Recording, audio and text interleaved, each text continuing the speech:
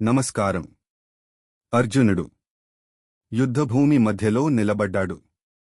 ఇప్పుడు అతని చూపు సంఖ్యలపై కాదు, మనుషులపై పడుతోంది.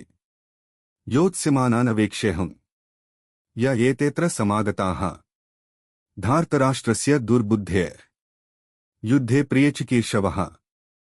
శ్లోకం భావార్థం: ఈ యుద్ధంలో పాల్గొనాలని వచ్చి నిలబడ్డ వారందరినీ నేను చూడాలనుకుంటున్నాను.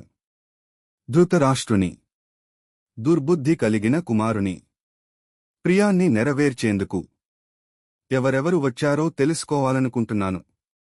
లోతైన వివరణ: ఇక్కడ అర్జునుడు మొదటిసారి దుర్యోధనుడి ఉద్దేశాన్ని స్పష్టంగా గుర్తిస్తాడు. యుద్ధం ధర్మం కోసం కాదు, యుద్ధం అహంకారం కోసం.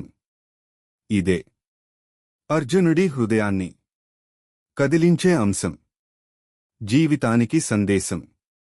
ఈ శ్లోకం మనకు నేర్పేది: తప్పు ఉద్దేశంతో నడిచే యుద్ధంలో గెలుపు కూడా ఓటమియే. ఎవరి కోరికల కోసం మన ధర్మాన్ని తాకట్టు పెట్టకూడదు. అహంకారం కోసం నడిచే పోరాటం ఎప్పుడూ వినాశనానికే దారి తీస్తుంది. ఆధ్యాత్మిక అర్థం: ధార్తరాష్ట్రస్య దుర్బుద్ధిః అందమైన మనస్సు, అహంకారం కలిగిన మనస్సు ధర్మాన్ని చూడదు. అర్జునుడు ఇప్పుడు బాహ్య శత్రువులను కాదు, అంతర్గత శత్రువైన అహంకారాన్ని చూస్తున్నాడు. ఇది అర్జునుడి అంతర్మథనం తీవ్రమవుతున్న దశ. తదుపరి శ్లోకాల్లో అతని హృదయం పూర్తిగా కరుగుతుంది. ఈ వీడియో నచ్చితే లైక్ చేయండి, సబ్స్క్రైబ్ చేయండి.